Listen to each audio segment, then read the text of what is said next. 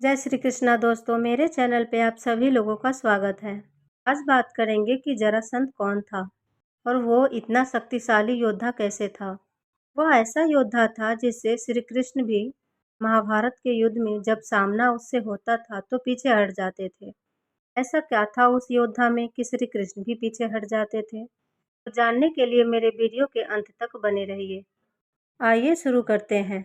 मगध के राजा भद्रद हिरद्रद नरेश थे। उनकी 2 पत्नियां थीं। बहुत दिनों तक उनकी कोई संतान नहीं थी। वह बहुत दुखी रहते थे। एक बार उनकी भेंट एक ऋषि से हुई जिनका नाम चंद्र कौशिक था। राजा भद्रद पुत्र की इच्छा के कामना से चंद्र कौशिक ऋषि की खूब सेवा करने लग गए। कुछ दिनों तक सेवा यूं ही चलता रहा। फिर थोड़े ही दिनों बाद ऋषि उनसे बहुत प्रसन्न हो गए और ऋषि ने उन्हें एक वरदान दिया और वरदान में एक फल दिया। ऋषि ने कहा, मुझे पता है तुम मेरी सेवा पूरी निष्ठा से कर रहे हो। तुम्हारे पास कोई संतान नहीं है। मैं तुम्हारे सेवा से प्रसन्न हूँ और मैं तुम्हें यह फल दे रहा हूँ अपने आशीर्वाद के रूप में और तुमको कह रहा हूँ कि तुम्हें पुत्र होगा। ऐसा आशीर्वाद दिया उन्होंने। राजा भद्रद खुशी खुशी घर आए और अपनी दोनों पत्नियों को आम के आधे आधे हिस्से कर दिए और अपनी दोनों पत्नियों को खिला दिया। दोनों पत्नियां कुछ ही दिनों में गर्भवती हो गई। फिर कुछ ही दिनों में उन दोनों के गर्भ से जो बच्चा पैदा लिया वो बच्चा आधा था। दूसरी रानी को भी बिल्कुल वैसे ही आधा बच्चा हुआ, यानी कि दोनों बच्चों को दूसरी रानी और पहली रानी दोनों को आधा आधा बच्चा हुआ। पूरे नगर में शोक की लहर दौड़ गई। राजा बहुत दुखी हो गए और रानियां भी दुखी हो गई। अब उन्हें यह गलती का एहसास हुआ कि उन्होंने आशीर्वाद का जो फल था वो आधा आधा खाया था। लेकिन अफसोस, अब तो वक्त निकल चुका था। फिर राजा ने अपने सैनिकों को कहा कि इन दोनों को फेंक दो। सैनिक गए और दोनों टुकड़ों को एक साइड इधर और एक साइड इधर रास्ते में फेंक दिए। उसी रास्ते में एक जंगल से एक राक्षसनी गुजर रही थी जिसका नाम जरा था। वह राक्षसनी भूख से व्याकुल थी। जैसे ही एक टुकड़ा मिला वह बहुत खुश हो गई। वैसे ही उसने दूसरे रास्ते को पार किया, फिर उसे दूसरा टुकड़ा मिला। फिर वह और भी प्रसन्न हो गई। दोनों हाथों को टुकड़े में लेकर वो बहुत खुशी खुशी हंस रही थी और सोच रही थी अब तो मेरा पेट भर जाएगा। और अचानक से उसने उन दोनों टुकड़ों को एक साथ मिलाना चाहा और मिलाया भी। जैसे ही टुकड़ा मिला वो बच्चा जीवित हो गया। जड़ा नाम की राक्षसनी डर गई थी और वह बच्चे को फेंक भाग निकली। उधर रानियों के दूध उतर आए थे और रानियां व्याकुल हो गई थी कि मेरा बच्चा, मैं उन्हें दूध पिलाऊंगी। राजा ने फिर आदेश दिया कि जाओ, जिन बच्चे को फेंका है उसे लेके आओ, रानी को दूध पिलाना है। जब सैनिक जाते हैं तो वहां आधा आधा टुकड़ा नहीं मिलता है, बल्कि एक बच्चा जमीन पे पड़ा रो रहा होता है। सैनिक उस बच्चे को उठा के लाते हैं।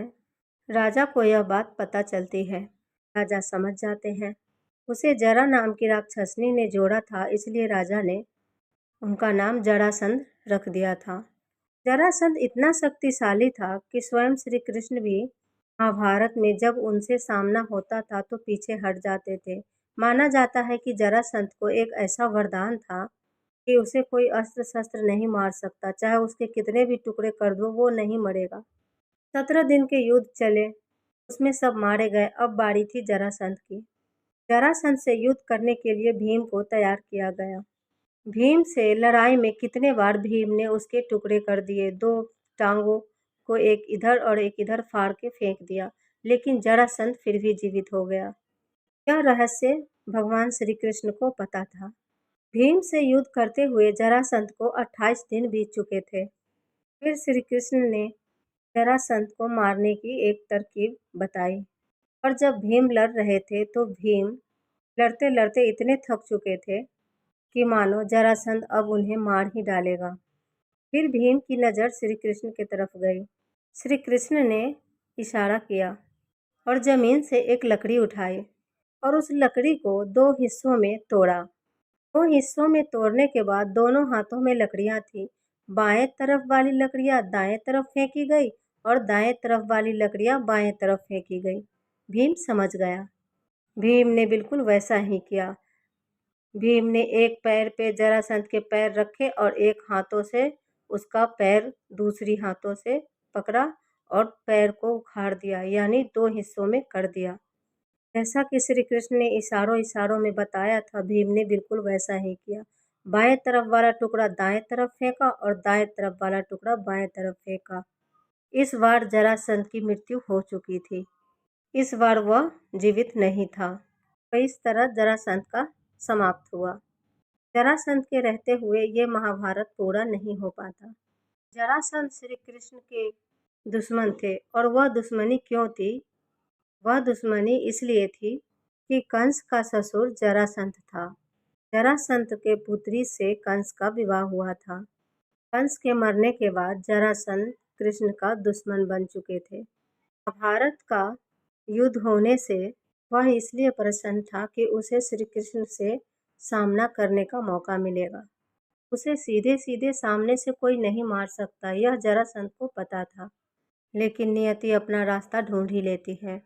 आज के लिए इतना ही दोस्तों। वीडियो अच्छी लगे तो लाइक और सब्सक्राइब जरूर कीजिएगा। धन्यवाद।